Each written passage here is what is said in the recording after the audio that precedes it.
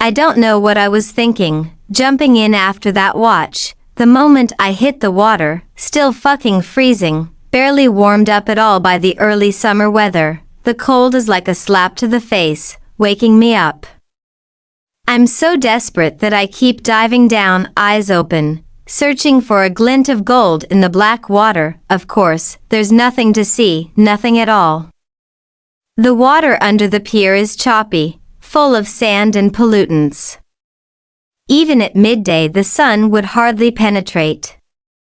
At night, it might as well be motor oil. My suit constricts my arms and legs, my dress shoes weighing me down all the more. If I wasn't a strong swimmer, I might be in serious trouble.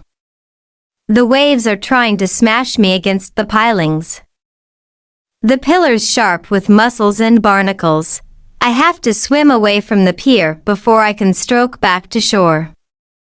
All of that takes enough time that Jack is pretty much freaking out by the time I drag myself up on the sand to a filthy, soaking, and angrier than I've ever been in my life. That fucking bitch. I never knew much about the youngest Gallo.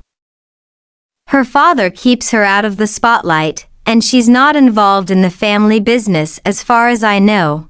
At first glance, when we approached her and her brother on the pier, I almost felt guilty. She looked young, barely older than Nessa. And she's beautiful, which shouldn't have had any impact on my resolve, but it did. She's got light brown skin, dark hair, and narrow gray eyes, slightly tilted up at the outer corners. She stiffened up as soon as we approached, noticing us even before Sebastian did. I felt a twinge of guilt threatening them, seeing how Sebastian tried to step in front of her to protect her. That's what I would do for my sisters, in the same position, but seeing the girl's height and dark hair. I remembered my glimpse of the person fleeing the library, and I began to suspect that it was her that set the fire. Then she stepped forward and started yelling at me, with the temperament and vocabulary of a sea-hardened sailor, and I was certain she was the one who broke into our house. Then, instead of handing over the watch, she flung it over the railing like a fucking psychopath. And I realized that pretty face disguised the soul of a demon. That girl is pure evil, the worst of the whole family. She deserves whatever she gets. The question is, what am I going to do about it? Right now, I want to murder every last one of them, but I can't afford that kind of bloodbath right before the election. So, I guess I'll just have to do the next best thing, bankrupt the bastards. They tried to burn my house down. I'm going to burn down the tower they're building over on Oak Street. That will be the appetizer. The main meal will be wiping out every restaurant and nightclub. Under their control as well.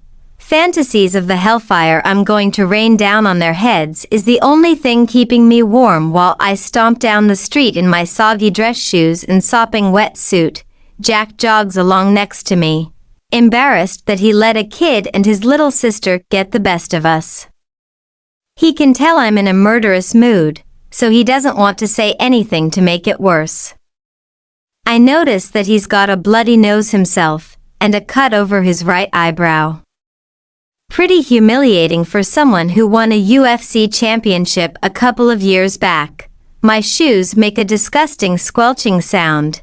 My custom suit smells like a dying starfish. Fuck that girl. I've got to change clothes before I literally lose my mind. I head back to the house, where the party is beginning to wind down. I've missed the singer, not that I cared, except to see the look of joy on Nessa's face. Just another cock-up in this shit show of a night.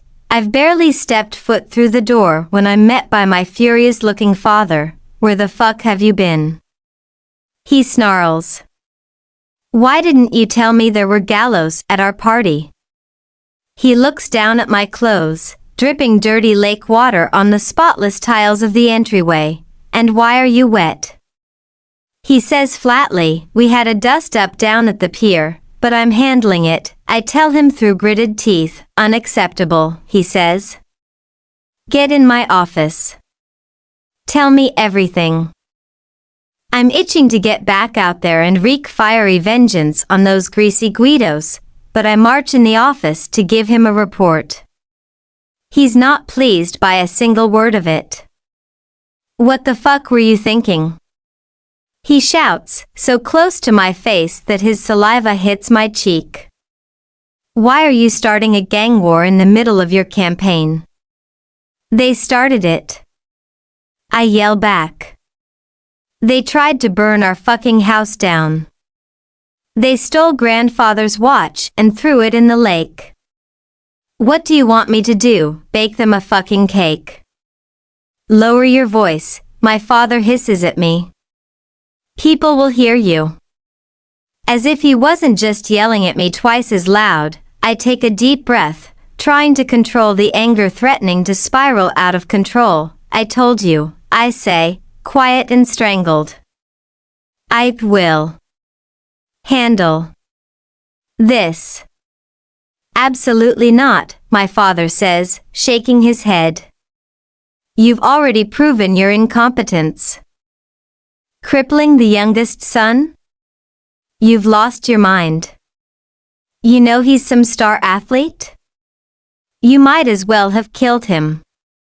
Next time I will, I seethe. You're done, he says, shaking his head. That's not your decision. He shoves me hard in the chest. It spikes my adrenaline all the more. I respect my father. He may look like a professor, but he's killed men with his bare hands. I've seen him do it, but he's not the only one in the room who can break bones. I'm not the obedient son I once was. We're eye to eye these days. As long as I'm head of this family, you'll do what I say, my father says. There are so many things I'd like to say to that. But I swallow them down. Just barely. And what do you propose, father? I mutter. This is getting out of control, my father says. I'm going to call Enzo Gallo. You've got to be kidding me. Shut your mouth, he snaps. You've done enough damage.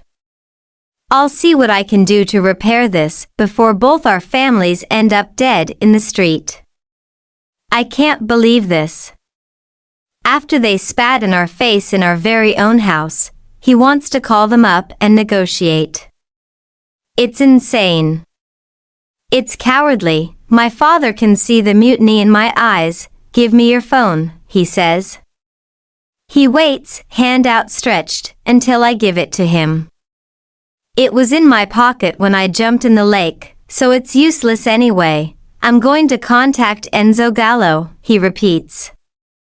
You will stay here until I send for you. You won't speak to anyone. You won't call anyone. You won't step foot outside this house. Do you understand me? You're grounding me? I scoff. I'm a grown man, father. Don't be ridiculous. He takes off his glasses so his pale blue eyes can bore all the way into my soul. You are my eldest child and my only son, Callum, he says. But I promise you, if you disobey me, I will cut you out, root and branch. I have no use for you if you can't be trusted. I will strike you down like Icarus if your ambition outstrips your orders. Do you understand? Every cell of my body wants to tell him to take his fucking money, and his connections, and his so-called genius and shove it right up his ass. But this man is my father. My family is everything to me. Without them, I'd be a ship without rudder or sail. I'm nothing if I'm not a griffin, so I have to nod my head, submitting to his orders. Inside I'm still boiling, the heat and pressure. Building, I don't know when or how. But if something doesn't change between us soon, I'm going to explode. Please subscribe my channel and like and share for more update chapter 5 next.